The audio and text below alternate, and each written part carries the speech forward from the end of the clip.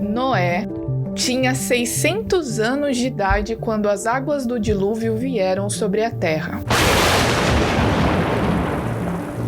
Noé, seus filhos, sua mulher e as mulheres de seus filhos entraram na arca por causa das águas do dilúvio. Casais de animais grandes, puros e impuros, de aves e de todos os animais pequenos que se movem rente ao chão vieram a Noé e entraram na arca, como Deus tinha ordenado a Noé. E depois de 7 dias, as águas do dilúvio vieram sobre a terra.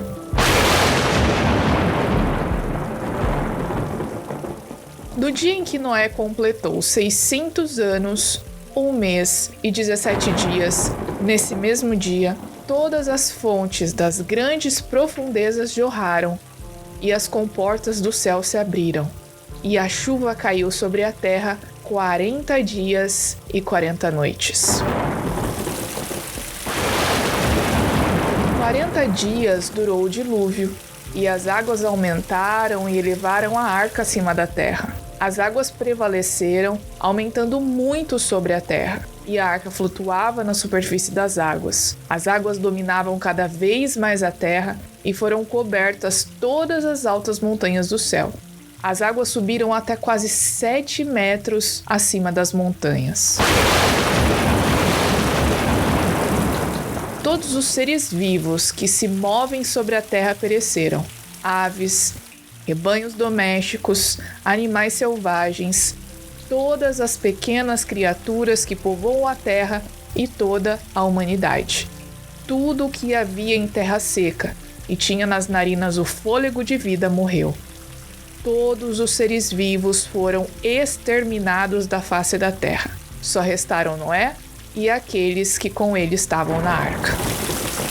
O relato catastrófico que você acabou de ouvir está descrito no capítulo 7 do livro de Gênesis, o primeiro livro da Bíblia. Ele tem sido motivo de debate e controvérsia nos últimos anos, já que alguns grupos de pessoas colocam em dúvida sua veracidade. Seriam essas cenas de desastre e desespero apenas uma história alegórica ou uma realidade histórica? Existem evidências científicas que apoiam a ocorrência de um dilúvio universal? Em que aspectos a ciência apresenta evidências favoráveis a essa grande catástrofe bíblica? Fique até o final para descobrir a resposta para essas e outras perguntas. Meu nome é Maura Brandão e esse é o último episódio da primeira temporada do podcast Descobrindo Galápagos.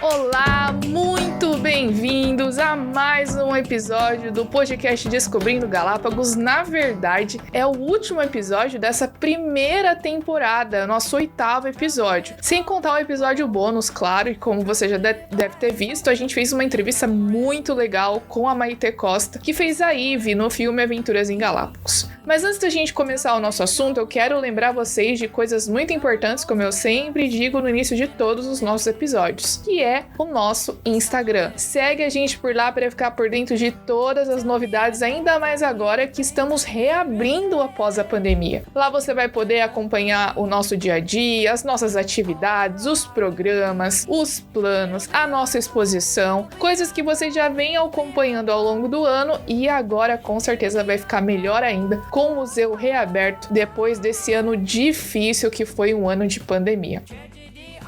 Mas lá no Instagram, você pode procurar a gente por Origins Galápagos. São 2 Is e Galápagos. Origins, de origens em inglês, Galápagos. A gente também tá no Facebook, então você pode procurar a gente lá por Origins Museum of Nature. Agora, se você não tem muita afinidade com o inglês e não sabe como essas palavras são escritas, não tem problema. Lembra que na descrição a gente sempre tem os links e os nomes para você poder procurar melhor.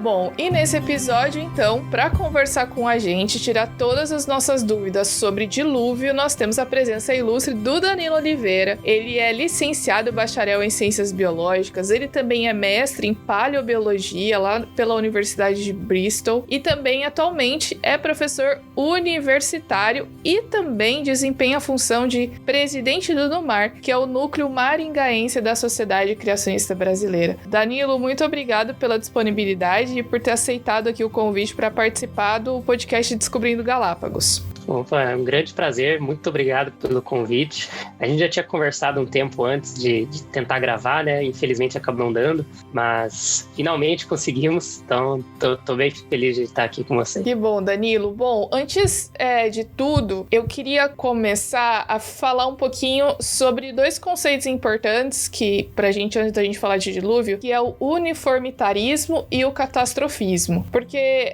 esses princípios, eles estão no pano de fundo do assunto das origens, especialmente também no relato do dilúvio, que seria uma grande catástrofe. Como que a gente poderia diferenciar esses dois princípios para o pessoal que está ouvindo a gente?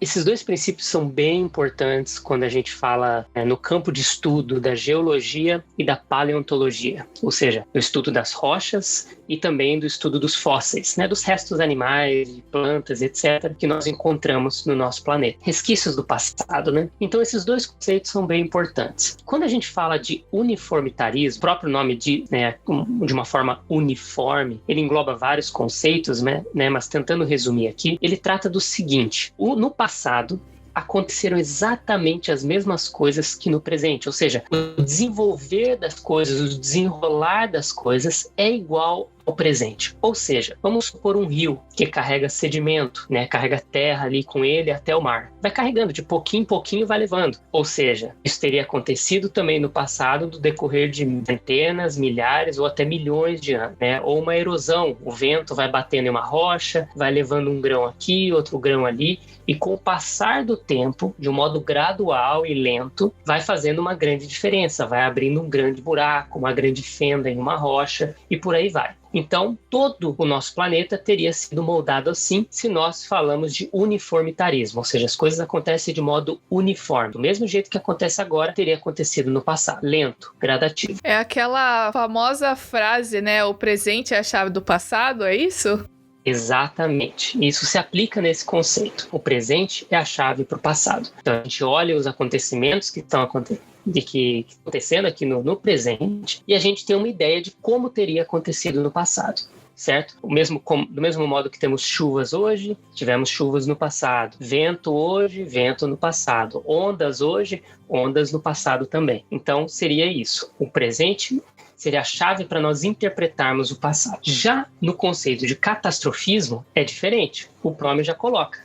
Então, no passado da Terra, teria acontecido várias catástrofes ou uma grande catástrofe que moldou rapidamente a geografia do planeta. Depositou sedimento, né, formando rochas, matou animais, né, soterrando eles também, formando os fósseis que encontramos hoje. Mas teria uma coisa mais rápida, repentina, e não gradual, como nós vemos no uniformitarismo, certo? Essa é a principal diferença. Um é lento e gradativo e o outro é muito rápido, é abrupto e muito intenso. Para nós que somos criacionistas, assim, falando dentro desse contexto do catastrofismo, a gente entende que o dilúvio que está lá registrado na Bíblia, né, relatado na Bíblia, poderia ter sido um desses eventos catastróficos, né? Foi um desses eventos catastróficos e que com certeza marcou profundamente o nosso planeta, assim como toda catástrofe, né?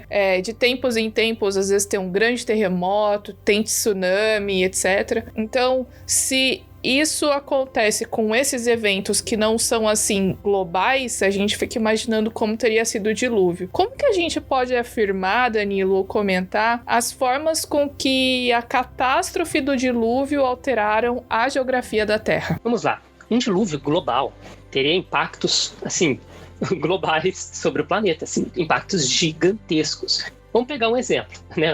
Já o nome já diz. Mas vamos pegar aqui um exemplo simples. Se a gente olha nas nossas cidades, aqui no Brasil mesmo, quando tem grandes chuvas, né, enxurradas e coisas assim, a gente sempre vê notícias de ruas inteiras que foram levadas ao asfalto, carros foram carregados. Às vezes nas ruas a gente vê aquelas crateras enormes ou buracos, podem ser de tantos centímetros até metros de profundidade, ou o contrário, às vezes podem soterrar algumas regiões, né? Como vemos, por exemplo, lá em Brumadinho, quando teve o rompimento da barragem, né, uma grande quantidade de água e sedimento foi carregada em uma região, alterou totalmente a região ali, tanto carregando sedimento quanto depositando, né, soterrou muitas casas, né, grandes regiões assim, sujou muitos rios ali na região. Então, assim, uma chuva, uma tempestade, ali como a gente vê perto da nossa cidade, já faz um estrago imenso, né? A gente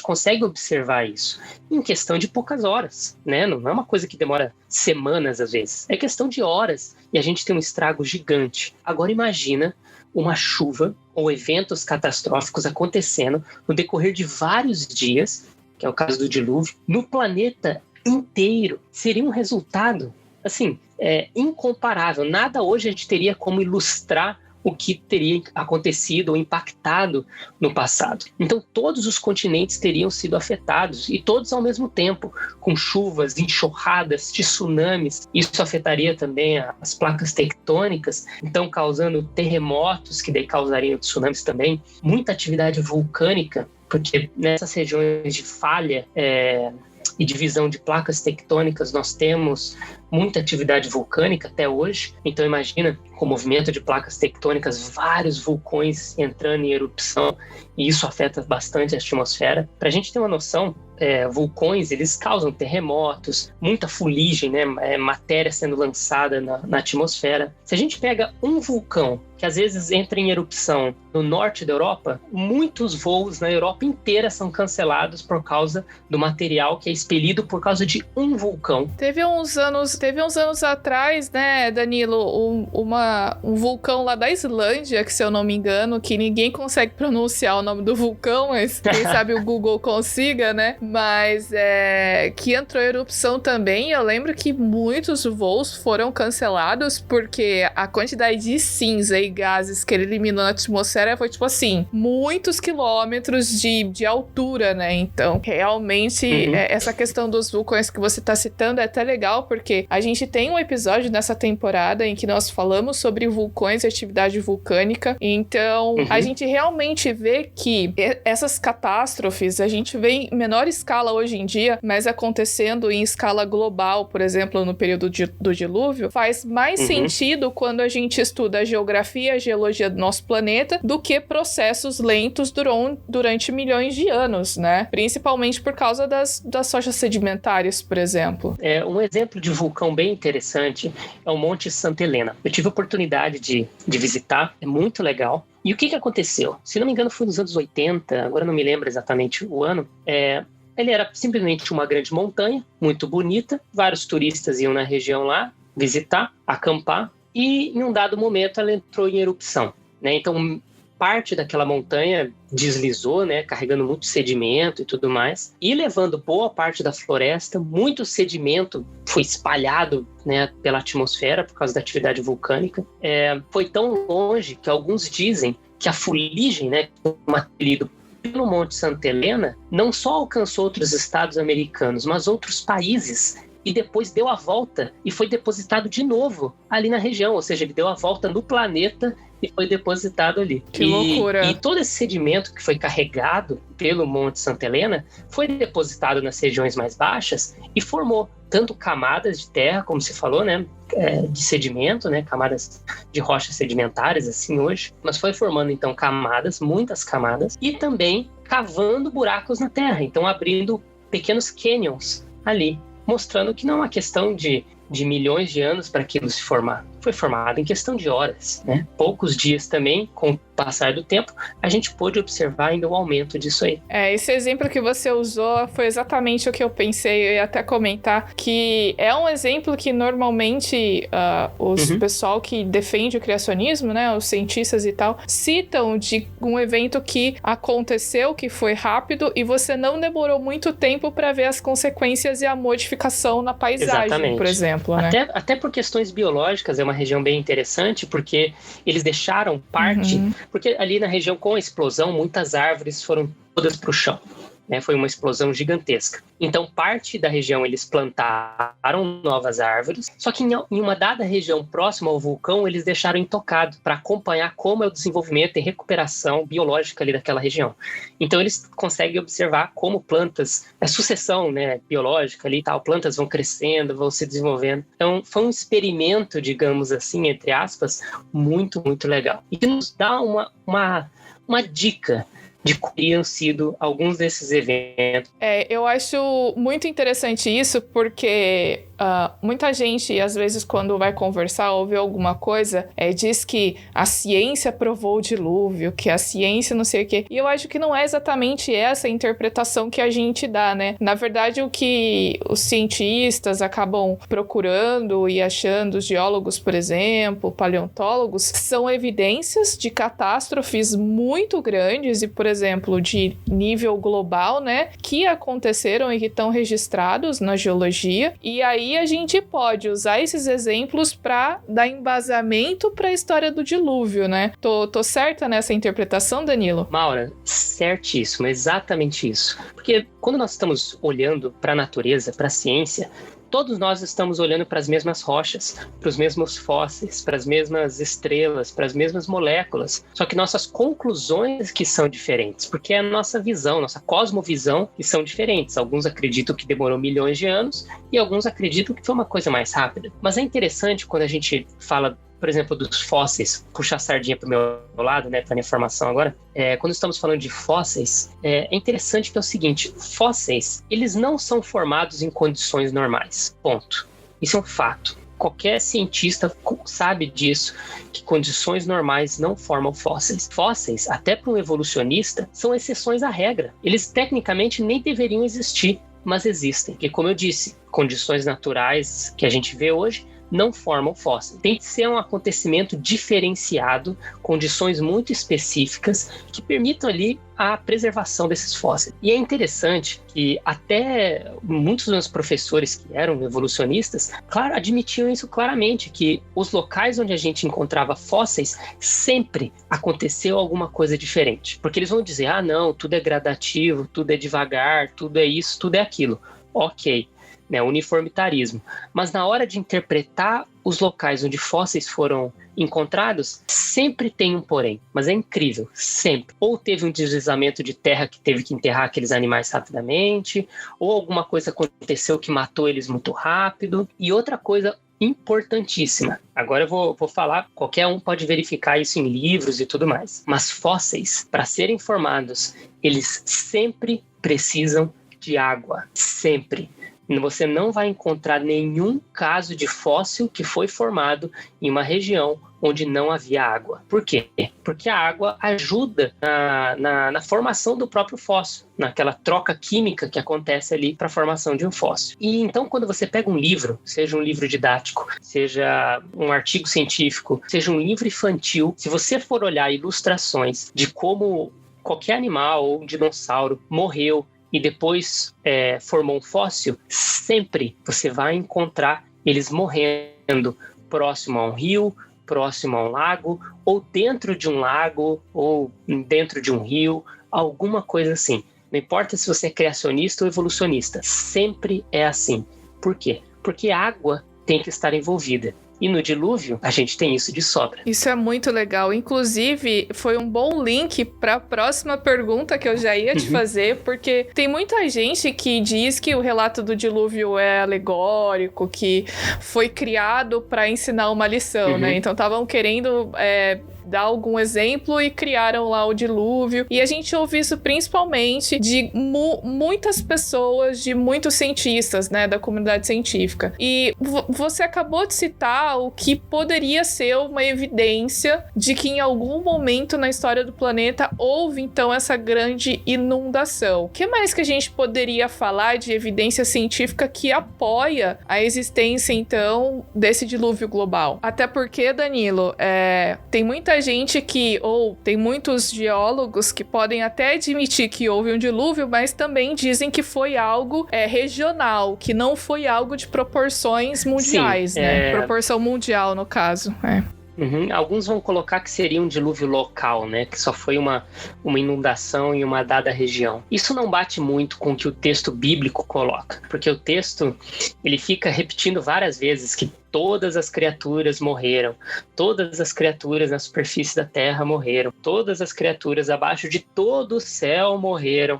Ou seja, o céu não dá para se dividir em uma região só. O céu é um todo, né? Ele cobre o planeta inteiro. Então, ele fica dando vários sinais e parece uma repetição chata, mas na realidade é Deus querendo mostrar algo que na realidade foi uma coisa global, não foi uma coisa local, né? Se não me engano, é lá em Pedro depois, ou não me lembro agora, me fugiu o versículo, mas é colocado que do mesmo modo que a terra foi toda alagada pelo dilúvio, houve esse julgamento pelo dilúvio, agora a terra está aguardando um outro julgamento, que será por fogo, né? Aí falando mais do futuro, né? Mas é interessante, então, a Bíblia ela faz esses paralelos mostrando que é algo literal, não que é algo alegórico ou algo que só foi em um só local.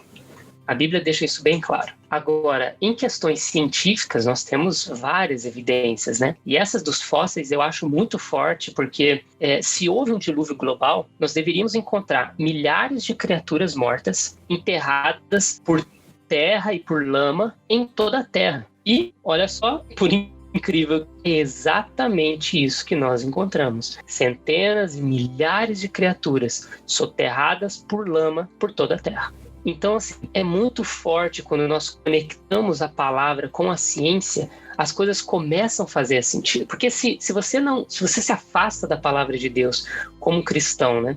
Mas se você se afasta da palavra de Deus e não utiliza ela como a sua cosmovisão para você interpretar as coisas, inclusive a ciência, você perde muito. Olha só que interessante.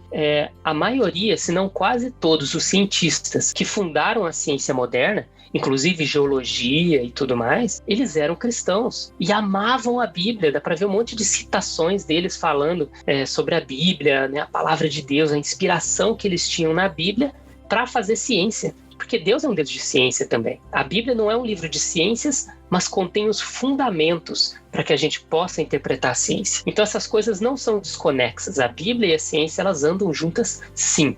E se olhamos para a ciência, através da palavra de Deus, a gente consegue chegar a conclusões muito reais, extremamente plausíveis. Já dizia um grande cientista, Louis Pasteur, de que muita ciência nos aproxima de Deus e pouca ciência nos afasta de Deus, né? Então, é muito legal a gente entender que por termos essa cosmovisão de que nós somos criados, nós somos planejados, de que Deus veio aqui há milhares de anos atrás e nos fez com as próprias mãos, nos faz ver mais longe. A gente não fica limitado naquela visão naturalista de que as coisas só poderiam ter surgido por processos naturais, né? A gente começa a considerar possibilidades que têm a ver com o sobrenatural. Isso é muito legal, né? Sim, com certeza. O pessoal fala que mas o cristão está limitado, ele usa Deus como uma desculpa. Se ele não sabe explicar alguma coisa, ele vai dizer, foi Deus que fez, e pronto. Não é bem assim, porque os evolucionistas fazem a mesma coisa, só que com evolução. Quando eles não sabem explicar, né, acho que você já deve ter visto vários exemplos assim. Quando eles não conseguem explicar um processo de como uma criatura saiu e se tornou outra, não existem evidências fósseis, não existem evidências biológicas para isso, o que eles fazem? Evoluiu. Mas como assim? Evoluiu. E pronto. Então eles utilizam, a evolução se torna um Deus para eles. Querendo ou não, se torna um Deus. Então, não é questão de se agarrar só a uma coisa ou outra, mas é se agarrar à verdade. Se nós acreditamos na Bíblia como verdade, seja para questões do nosso dia a dia, questões morais, ela é verdade também para a área científica. Com certeza. E eu acho que outro aspecto interessante, Danilo, que a gente poderia acrescentar na questão das evidências científicas do dilúvio é a própria formação de rochas sedimentares, né? Porque essas rochas, elas dão indicação de que elas foram formadas inundações, e também elas têm uma extensão muito grande. Tem informação que está no Brasil, está na África, tem informação que vai de ponta a ponta nos Estados Unidos, Grand Canyon. Então a gente vê que se a gente olhar a natureza e tem muitos escritores aí que dizem que a natureza é um segundo livro que Deus deixou para nós, né? Ele deixou a Bíblia e deixou o livro da natureza para nós estudarmos. Se a gente olhar para a natureza, estudar a natureza com cuidado e com essa visão ampla que a nossa cosmovisão nos dá, a gente vai enxergar muitas evidências, né? Com certeza. Coisas que às vezes estão embaixo do nariz de muitos cientistas, por eles não estarem baseados nessa palavra, né, na palavra de Deus, acabam perdendo a oportunidade de entender as coisas com clareza, né? Tudo isso que você mencionou é muito verdade, né? Essas camadas que atravessam grandes regiões e muitas delas contendo fósseis é muito interessante. Mas um exemplo que eu vou dar em relação a essas camadas e também a fósseis, só para a gente fechar esse ponto, nos Estados Unidos aconteceu uma coisa muito interessante. Eles encontraram uma região com vários fósseis de dinossauros, mas o interessante eles só encontraram indivíduos adultos. Não encontraram nem filhotes e nem indivíduos idosos, mais velhos. Por que isso? Não é estranho? Porque na natureza a gente encontra um grupo misto, né? De filhotes, jovens, adultos e mais idosos, né? Então não justifica. E mesmo se fosse um cemitério desses dinossauros, a gente encontraria muitos indivíduos mais velhos e não só adultos. Muitos cientistas tentam explicar de vários modos isso aí, mas para o dilúvio, se a gente está olhando através dessa visão bíblica, faz muito sentido. Imagina se o que é hoje o continente norte-americano estivesse subindo o nível do mar, né? Em um dado momento começou a ter grandes tsunamis, ondas, carregando sedimento, subindo, porque o dilúvio está rolando, as águas estão aumentando e os animais estão fugindo. Esse sedimento todo é carregado por, como você falou, grandes extensões, né, por água vindo, carregando esse sedimento, e esses animais começam a fugir. Os mais lentos, como os filhotes e os mais velhos, vão ficando para trás e vão morrendo antes.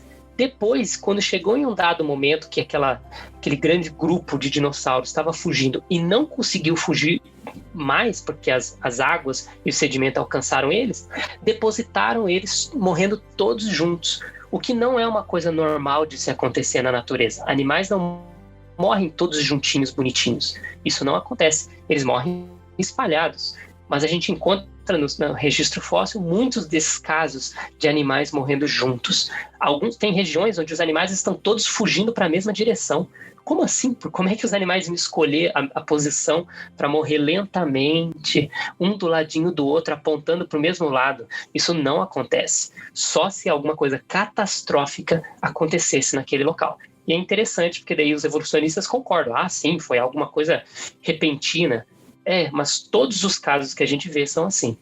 E isso é um sinal importante. Inclusive tem caso de fóssil, né, Danilo? Que o animal morreu ali, foi soterrado, tava dando à luz, tava se alimentando. Então, não foi uma coisa assim que foi aos pouquinhos. O animal morreu ali de uma hora para outra, né? Com certeza. Foi uma coisa abrupta. Tem dinossauros que morreram brigando uns com os outros. Então, assim, não foi nada lento, não foi nada gradativo. Foi sempre uma coisa catastrófica, intensa e muito rápida. Bom, Danilo, eu queria explorar com você agora um outro aspecto, falando um pouco mais em relação à arca e aos animais. Então, se a gente considera que o dilúvio realmente aconteceu, não foi só a chuva que foi verdade, né? A arca e os animais entrando na arca também. A Bíblia diz que casais de todas as criaturas que tinham fôlego de vida vieram e entraram na arca. Isso tá lá em Gênesis 7:15. Um pouco antes, lá no verso 14, fala sobre os animais que entraram de acordo com a sua espécie. Como que a gente pode interpretar essas passagens hoje, considerando que, pelo conhecimento atual que nós temos, a gente pode ser que a gente tenha uma definição de espécie que não seja a mesma na Bíblia, né? Porque quando a gente olha, por exemplo, para a evolução, para a diversificação das espécies, isso pode fazer diferença, né? Certo. Então vamos ver o que o texto está falando, como você colocou. Em português, na nossa tradução para a nossa língua, a gente encontra o termo espécie, dizendo que um casal de cada espécie entrou na arca. Só que existem, assim, milhares, milhões de espécies que, se a gente fosse colocar todos dentro da arca, com certeza não caberia. É muita coisa, é muita espécie. Por quê? Porque até hoje novas espécies vão surgindo, né? Existe diversificação. Mas vamos lá, não dizendo que a Bíblia está errada, nada disso. Vamos analisar bem. Em outras línguas e outras traduções, a gente às vezes não encontra essa mesma palavra, espécie, e nem no hebraico, que é a língua que foi escrita o livro de Gênesis. O termo espécie foi colocado mais para ficar fácil da gente entender em português. Só que no hebraico, o termo ele vai mais para o sentido de tipo de animal e não espécie de animal. Se a gente for analisar o que é um tipo de animal na Bíblia, ele nos deixa, falando em termos biológicos, em mais ou menos o nível de família, né? Porque nós temos espécie, grupo, gênero, reino, filo, classe, ordem, né? Nós temos várias classificações biológicas. Aquela classificação do Linneu que a gente aprende na escola, né? Do reino, filo, classe, ordem, família, gênero, espécie. Exatamente. Então, dentro dessas classificações, nós temos o nível de família. E essa família é mais próxima do que está sendo colocado ali, pelo menos no hebraico, no original, quando se fala um casal de cada animal. Daí não é um casal de cada espécie, é um casal de cada tipo. Um tipo é mais abrangente. Por exemplo, vou usar o termo tipo, mas vocês entendam como nível de família, né? Então, um tipo de animal pode ser, por exemplo, os equinos. Você já resume várias espécies, né? Por exemplo, cavalos e zebras em uma família só, em um tipo só, né? Um casal de cada tipo. Por exemplo, os caninos, né? Canídeos. Você, em vez de ter lobo, raposa, coiote, cachorro, né? Tantos grupos aí, você resume em um só, em um casal. Então, de várias espécies, nós agora temos um casal que representa todas elas, que é esse tipo de animal. Então, se a gente reduzir, a gente consegue reduzir a poucas centenas de tipos de animais, e não milhares, né, de casais que teriam que entrar. Se reduzindo a nível de família, a gente consegue caber sem problema esses animais dentro da arca. O que é ótimo, porque é isso que Deus queria para depois, que esse casal começasse a se reproduzir e gerasse, então, a diversificação que temos hoje, que com o tempo vai se diversificando, né? Se espalhando, vivendo em ambientes diferentes, até pode entrar a questão de seleção natural e tudo mais, mas seria a partir desse casal de cada tipo de animal, né? O nível de família e não necessariamente um casal de cada espécie. Inclusive, Danilo, é interessante isso que você está comentando, porque nós temos um episódio nessa temporada, então se você aí que está ouvindo ainda não ouviu, é o nosso, se eu não me engano, é o nosso terceiro episódio em que a gente fala sobre os animais endêmicos de Galápagos, e a doutora Márcia de Paula, ela justamente explica que, de acordo com a luz dos conhecimentos da ciência que nós temos hoje, nós sim temos evidências de que, temos provas, inclusive, de que as espécies podem variar e existe o mecanismo da especiação, ou seja, uma espécie dando origem à outra. Então, o que você está afirmando agora é que alguns tipos de animais entraram na arca e a partir desses animais que saíram da arca foram acontecendo esses processos de especiação, né? E aí, uma espécie foi dando origem à outra, mas lógico, tudo dentro desse tipo. Então, por exemplo, eu tive um ancestral do cachorro, e aí que foi o mesmo ancestral do lobo, que foi o mesmo ancestral do coiote, assim por diante, tá correto? Exatamente, porque ali a gente observa uma questão assim, existem novas espécies, né, o cachorro, o lobo, o coiote? Sim, novas espécies, mas eles não deixaram ter o mesmo tipo de animal. Todos eles continuam sendo os caninos ou canídeos, né? Eles não deixaram de ser o mesmo nível de família. Ele não virou um felino, ele não virou um equino, ele continua sendo o mesmo tipo de animal, mas uma espécie diferente, que é uma variação desse grupo, desse tipo de animal. Isso é muito interessante, isso é muito importante para nós que somos criacionistas, viu? Então, se você que tá ouvindo a gente, ouvir alguém falar que Deus, que as espécies são fixas, de que Deus criou todos os animais que existem e eles são assim desde que Deus criou, isso tá errado. Deus criou sim todos os seres vivos, mas a gente precisa sim aceitar, de acordo com as evidências científicas e o conhecimento científico que a gente tem hoje, de que os animais podem sim passar por transformações e podem dar origem a outras espécies dentro dos limites dos tipos básicos que o Danilo comentou. Mas, Danilo, essa pergunta eu vou fazer pra você porque todo mundo pergunta e eu sei que não existe consenso, assim, pelo menos dentro dos criacionistas. Você acha que os animais como os dinossauros entraram na arca? Ok, vamos lá. Eu gosto dessa pergunta porque eu gosto muito de dinossauro. Então, vamos lá. Eu vou colocar aqui uma visão geral, mostrar algumas diferentes opiniões, né? Colocar até a minha opinião e cada um siga as evidências, né?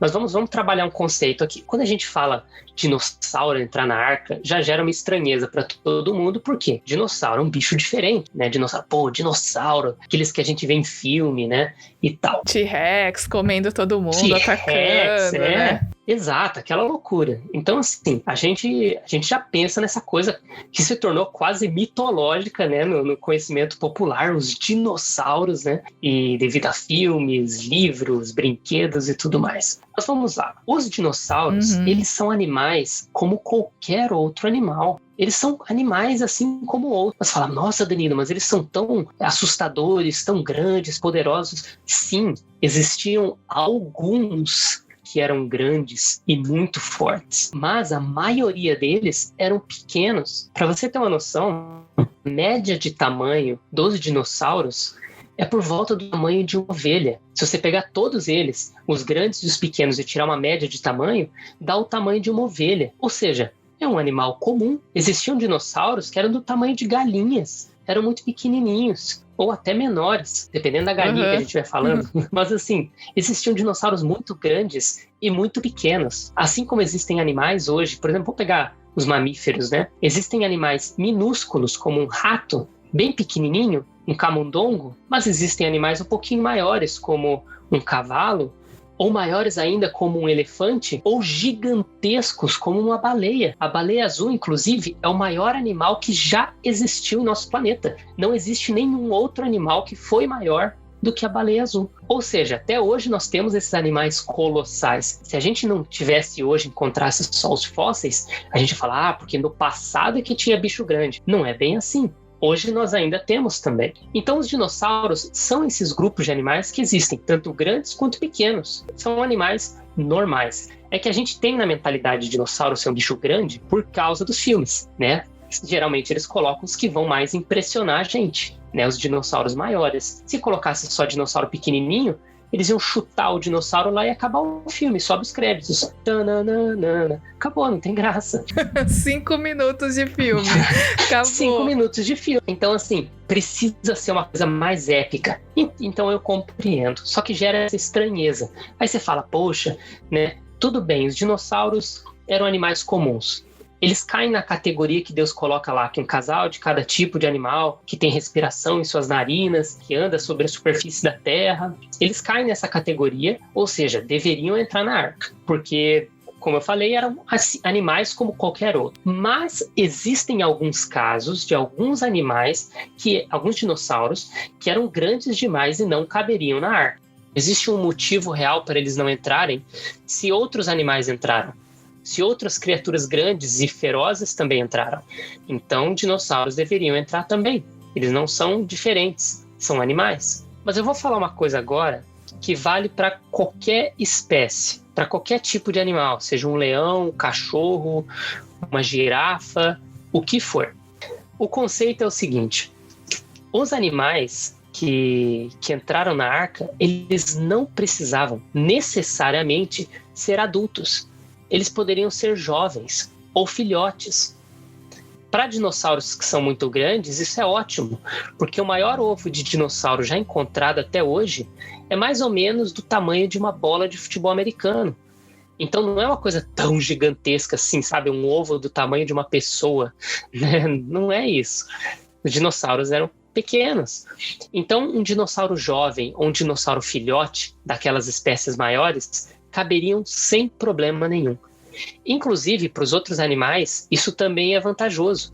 Por exemplo, se você tem leões ou zebras, gatos, tudo, qualquer animal jovem dentro da arca ou filhote, você tem muitas vantagens. Primeiro, eles são menores, ocupam menos espaço, fazem menos cocô do que um adulto, dorme mais do que um adulto, come menos do que um adulto. Quando sai da arca, no novo ambiente, o filhote tem uma capacidade de adaptação melhor do que um adulto e tem mais anos de vida para se reproduzir, que era exatamente o propósito que esses animais tinham quando saíssem da arca. Tanto dinossauros quanto qualquer outro tipo de animal poderia caber dentro da arca, dentro dessa categoria, sendo jovens ou filhotes, sem problema nenhum. Seria até mais fácil para Noé cuidar de todos eles. Esses argumentos que você está colocando aí são muito interessantes mesmo, e é importante a gente dizer também que essa questão de se dinossauro entrou ou não entrou, não faz a menor diferença, né? O importante o importante é a gente entender que nós sim fomos criados e que temos evidência científica sim para acreditar que houve um dilúvio universal, inclusive nos episódios que a gente falou sobre a formação das Ilhas Galápagos, no episódio que a gente falou sobre vulcões, a gente falou sobre a importância do dilúvio e que aqui em Galápagos a gente tem muitas evidências de que realmente os processos vulcânicos teriam propiciado e teriam facilitado e ter feito parte dessa narrativa, né, desse acontecimento aí. Danilo, a gente também sabe que, por exemplo, uma ilha no meio do oceano, né? Que explicações que a gente pode dar, assim, porque esses animais saíram da arca? Como que eles chegaram aqui em Galápagos? Vamos analisar alguns casos para ver isso aí. Depois do dilúvio, né, a gente tem daí a história da Era do Gelo e tudo mais, mas isso é papo para outra hora. Mas nós temos alguns acontecimentos que facilitariam com que houvesse variação do nível do mar, certo? Tanto para mais quanto para menos. E se você baixar o nível do mar em alguns metros, não precisa nem ser tanto, mas em alguns metros, você consegue conectar um monte de ilha. Por exemplo, aquelas ilhas no Sudeste Asiático, né, da Indonésia, Ilha de Java, tantas outras ali na região, se você baixar um pouquinho o nível do mar, você já conecta elas com uma trilha de terra seca, que poderia, quem sabe, levar até a própria Austrália. Sendo assim, alguns animais poderiam atravessar por essas pontes de terra seca sem problemas, até que o nível do mar subisse novamente, e a gente sabe que no decorrer da história ele oscilou. Então, isso é uma das explicações. Se a gente pega, por exemplo, a Antártida, né, o Polo Sul, é muito longe para uma criatura nadar. Se a gente pega animais terrestres, eles podem até nadar uma certa distância, mas ali é muito longe, é muito, muito longe. Então é interessante que no Polo Sul a gente só encontra animais ou que voam ou que nadam. Nós não encontramos animais que são puramente terrestres. Até o urso polar, ele não tem no Polo Sul, só no Polo Norte, né? E pinguim a gente tem no Polo Sul, uma criatura que nada. Então até ilhas bem distantes nós temos explicações assim.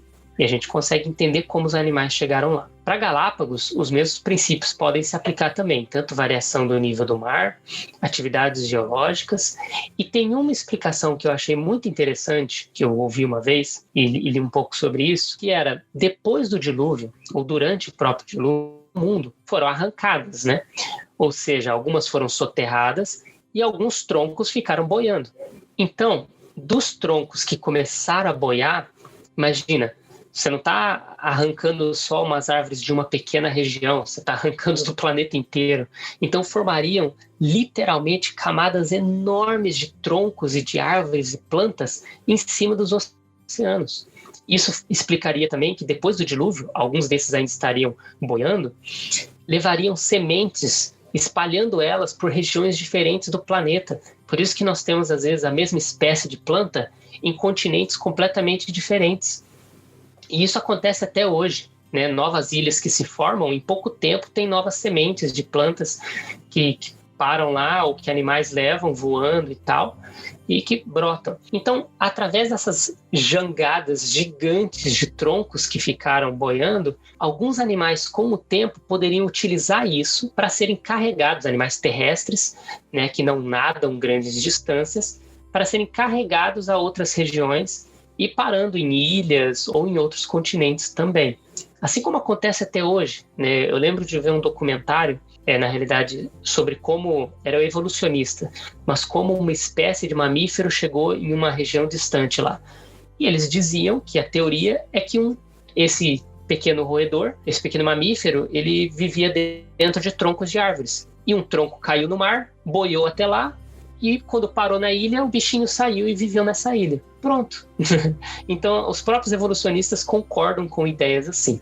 Então, vários casos podem explicar a questão de Galápagos e também de outras ilhas, ou os animais em ilhas diferentes do nosso planeta. Com certeza. Essa é uma pergunta que muita gente já me fez, tipo, né? E a gente sabe que esses fenômenos realmente acontecem. Inclusive, teve um episódio também nessa temporada que eu falei um pouquinho das tartarugas, e uma das teorias, por exemplo, de como as tartarugas chegaram aqui é que elas eram boiando no mar, mesmo aquelas que são terrestres, né? Então, tem várias maneiras disso acontecer. Bom, Danilo, a gente tá acabando e sempre no final do episódio a gente faz um momento aqui de sugestões pro pessoal que tá ouvindo, o que eles podem procurar para se aprofundar mais. Qual que seria a sua sugestão pra esse episódio? Olha, pessoal, existe bastante coisa na internet, principalmente em tempos de pandemia. A internet nunca foi tão relevante como está sendo agora. Existe muita coisa na internet que a gente pode acessar em relação à criação, em relação a dilúvio, sobre vários temas diferentes. Então, deixar algumas recomendações.